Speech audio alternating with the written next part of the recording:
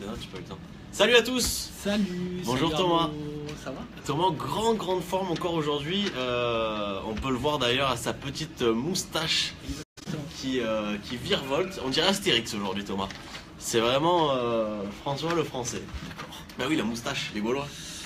Allez, voilà, le barbu et le moustachu bouffeur de... Allez, de quoi on parle aujourd'hui Thomas? On va parler de la soupe Campbell's. Je sais pas si tu connais la soupe, Arnaud. Alors je connais Campbell's, la marque d'alcool. Non, c'est pas Je connais Campbell's, le joueur de foot anglais, c'est peut-être pas ancien la même. défenseur. Et tu sais quoi? Je pense que tu me fais un doute parce que j'ai identifié du coup la marque sur le Ouais, petit statut. J'ai bien peur d'avoir mis une marque, la c'est marque vrai. d'alcool. et voilà. Voilà ce que c'est de me laisser seul. On dit bonjour à Thomas Dubruck qui a Ouais, c'est vrai. Salut. rejoint la vidéo. Thomas, j'ai pas tenu mon engagement la semaine dernière, je devais le contacter. Je t'avoue que ça a été un peu chaud. J'avais passé le flambeau à Thomas qui ne l'a pas fait non Oh, plus. menteur. Non, je rigole, c'est pas vrai. Mais non, ça va se faire. Donc Campbell's. Exactement. Ils ont augmenté de 55% leurs ventes cette semaine, ou en tout cas la semaine dernière. Ouais.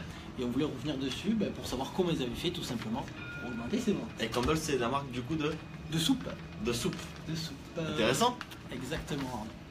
Allez. Tu veux savoir pourquoi? Bah oui, du coup, Bon, comment... déjà, tout démarre, voilà Ouais. un petit storying, tout démarre d'une enquête Ipsos YouTube. Ok. Ouais, c'est un peu costaud. Tout simplement, l'enquête, si on le résume en un chiffre, ce sera le chiffre du jour, Ouais. c'est 4.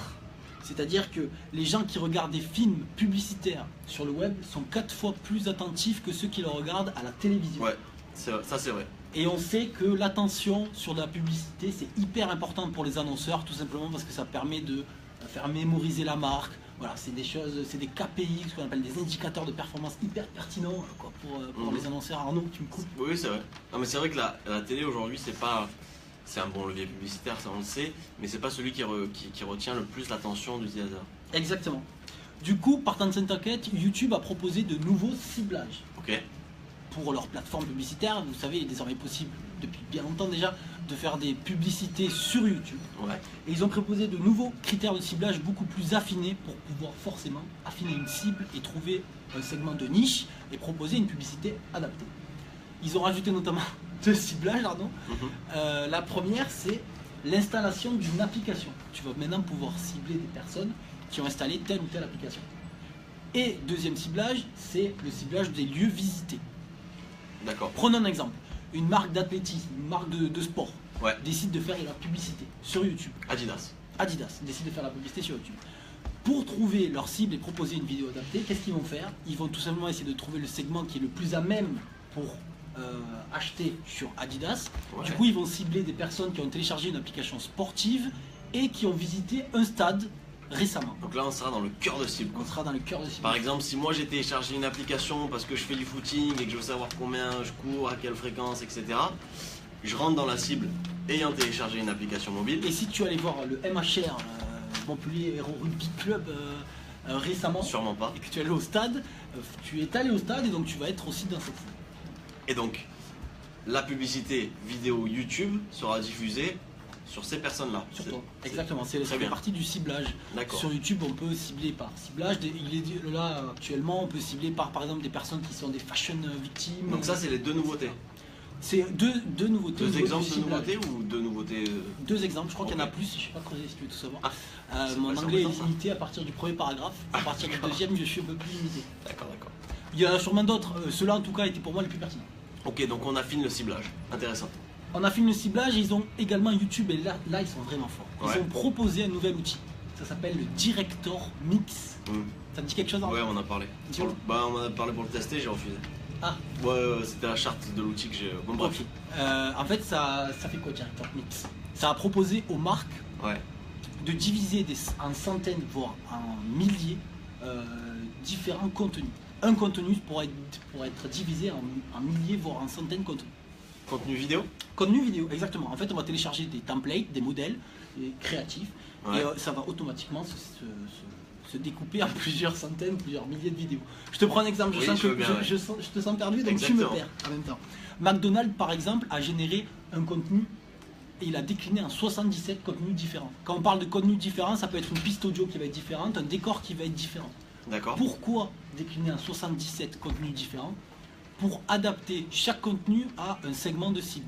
D'accord. En changeant une piste audio, un décor, on va peut-être inciter un segment de cible à cliquer dessus. Ça y est, tu me suis? Ouais, je commence à comprendre. Mais du coup, le contenu de base? Un message. Un message, un produit, et ça sera le contenu qui sera différent, ça sera une piste audio, ça sera un décor, très bien. etc. Okay, je te prends un exemple plus concret. Oui, je veux et bien. c'est là on arrive aux soupes Campbell. Ah, putain. Eh oui. Tu l'avais perdu. J'avais oublié. Le storytelling est un peu long. Les soupes Campbell, donc ce director mix a été proposé à notamment 3 annonceurs, c'est je crois McDonald's, soupe Campbell et le deuxième méchant Ubisoft. Ok. Petite mémoire. Par exemple, les soupes Campbell, donc du coup, on va utiliser ce director mix pour cibler une audience avec des pubs personnalisées en fonction de l'intention de l'utilisateur. Je prends un exemple. Ils ont fait cet exemple-là, donc c'est pas un exemple qui sort de ma tête, c'est un exemple écrit. Les personnes qui allaient regarder, qui comptent regarder, même pas qui regardent, qui comptent regarder une vidéo de Orange is the New Black, la série sur YouTube. J'adore. Voilà, par exemple. Imaginons qu'ils comptaient regarder cette vidéo, eh ben, il y allait avoir une vidéo de la soupe Campbell qui allait apparaître juste avant, avec écrit, et j'ai l'accroche, si vous voulez tout savoir, et j'ai fait mon travail. Et l'accroche était, est-ce que votre cuisine rend la nourriture de prison plus appétissante? Nous avons une soupe pour ça. C'est adapté à la vidéo qui comptait regarder. Tu peux relire ta phrase? Est-ce que votre cuisine rend la nourriture de prison plus appétissante? Nous avons une soupe pour ça. T'as pas compris? Non, mais je veux bien que tu me l'expliques du coup cette accroche. Non, l'accroche par rapport à Orange is the New Black, c'est autour de la prison, etc. Donc ils s'adaptent avec le wording, ils vont s'adapter. C'est dû à la traduction anglais, français, ça y est. C'est là que je voulais en venir. Donc ils s'adaptent par rapport à des mots-clés autour de la prison. En gros, voilà, ils font... Tu veux la rajouter? Non, je la relis. Mais... Ok, donc ouais, non, mais c'est hyper intéressant. Ils ont adapté le wording par rapport à la vidéo qu'ils comptaient regarder. Forcément, ça personnalise, forcément... Le contexte y est, voilà, on est à fond dedans. Ça veut dire qu'on peut décliner fois 77 ou 70, je sais plus combien de contenu t'as dit. 100 voire milliers, mais c'est pas grave. Ok, en fonction de ça. En fonction d'un segment de cible précise. Pour le coup, là, il y a une cible qui voulait aller regarder The Orange is the New Black. L'accroche va être adaptée au contenu qu'ils souhaitaient regarder. Donc typiquement, pour reprendre tout à l'heure, on parlait de ciblage, on va pouvoir décliner les vidéos par rapport aux gens qui ont téléchargé des applis mobiles de sport et décliner un autre format de vidéo par rapport aux gens qui sont allés dans des stades de sport. Ça, c'est un outil. Ça, c'est un outil. On est sur du ciblage, sur les deux premiers que tu as dit, application, etc. On est sur du ciblage pur et dur. Et là, c'est un outil qui va permettre de diviser un contenu en plusieurs milliers de contenus pour adapter par rapport à votre C'est intéressant. J'imagine du coup ça s'adresse aux grosses marques qui ont une cible pour le coup, voilà, importante. Parce que tu es en train de me piéger. Je ne connais pas du tout la technique, etc. Puisque c'est réservé pour l'instant aux grosses marques. D'accord. Je ne sais pas vraiment comment ça marche dans le détail. Moi, je te dis. Okay. Alors, me fais pas chier. Très bien. Bref. Non, mais du coup, cette accroche-là a permis, ils ont sorti des chiffres, ça a permis d'augmenter les ventes du coup de 55% pour les soupes Campbell's et ça a permis d'augmenter de 24% la mémorisation de la marque. C'est des chiffres énormes. Donc, en fait, c'est la personnalisation de l'accroche qui a permis ça? Exactement. Ou c'est l'outil qui a permis l'outil qui a permis de personnaliser l'accroche qui a permis d'augmenter les ventes. Ok. Non, mais c'est hyper intéressant. Indirectement, l'outil y est, directement, c'est l'accroche. D'accord. Tout simplement. Non, mais c'est ok. Donc du coup, il serait désormais possible grâce à Director Mix de personnaliser des publicités et des annonces via un contexte, un intérêt, une vidéo qu'on regarde ou une vidéo qu'on souhaite regarder et on pourrait personnaliser les annonces sur coup. Enfin vraiment, moi je... Et est-ce qu'on sait s'il y a d'autres marques qui sont en train de passer par Director Mix? On ne sait pas. D'accord, on ne sait pas. On sait sûrement. Ok. Non, pour l'instant il y en a 3, en tout cas c'est aux États-Unis bien sûr, etc. C'est réservé pour l'instant à des grosses marques qui font beaucoup de publicité sur YouTube, qui peuvent se permettre de décliner beaucoup de publicité parce qu'ils touchent beaucoup de ciblages différents. Donc pour l'instant c'est réservé à de grosses marques. Pardon.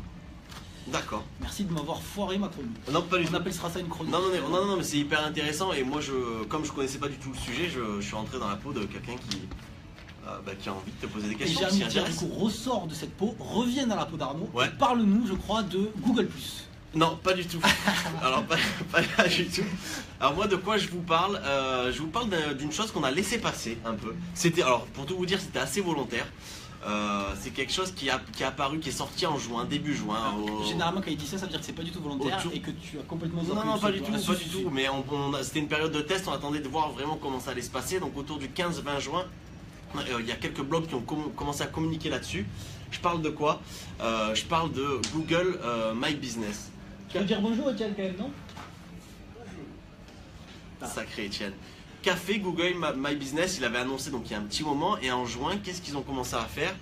En fait, il y a une fonctionnalité désormais assez costaud, pour le coup, c'est pas une fonctionnalité, c'est un peu plus costaud, qui permet directement depuis la fiche Google My Business d'une entreprise, d'un établissement, d'une marque, de créer un mini site web. Et là, je mets les guillemets bien grands, bien larges, bien forts. Ouais, mets-les. Site internet. Ok. Pourquoi? Alors, parce que déjà, cette fonctionnalité, elle s'adresse uniquement aux TPE, donc aux petites entreprises. Parce que clairement, c'est pas un site web comme on a l'habitude de voir. C'est pas un site web qualitatif, entre guillemets. Ça permet pas de grandes fonctionnalités. Ça reprend les informations de la fiche Google My Business d'un établissement ou d'une marque.